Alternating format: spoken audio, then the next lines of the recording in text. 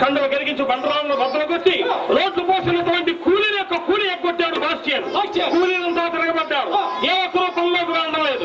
ఆలోచించాడు వారిని ఎలాన్నా తన్నేనేస్తనే పని చేయించాలని.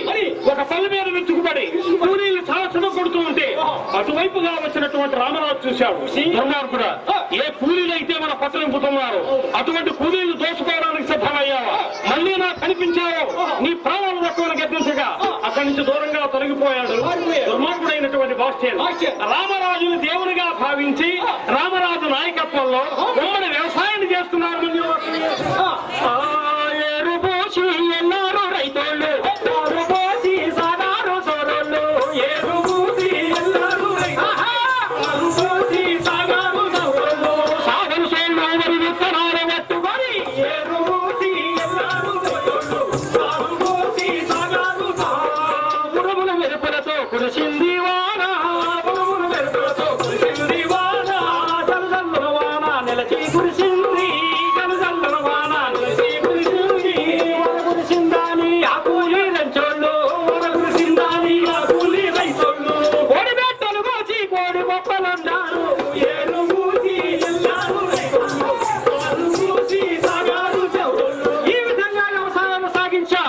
అంతేకాకుండా 10 మంది ఆనాడు పంటలు పండించారు.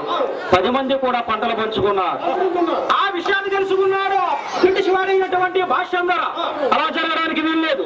ఎవరో రామరాజట మన్యప్రాంతంలో అడిగిపెట్టాడట.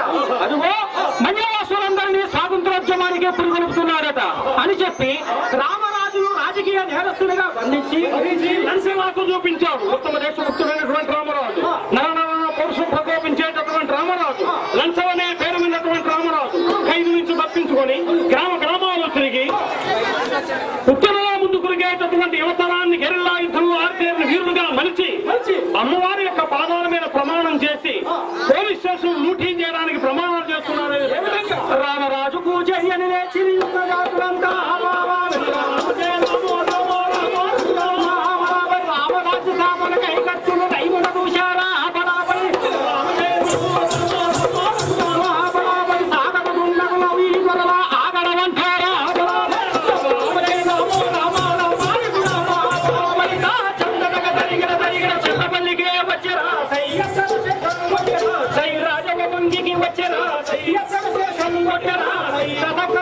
అన్నవరానికి వచ్చారా స్వామికి దండం పెట్టారా?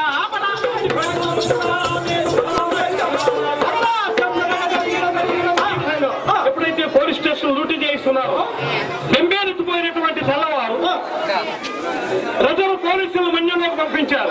పులుపులని కేకలు వేయగా విప్లవీరుల కేకలు విని నిజంగా పుల్లుసినాయి అని చెప్పి ప్రజలు పోలీసులు పారిపోయారు.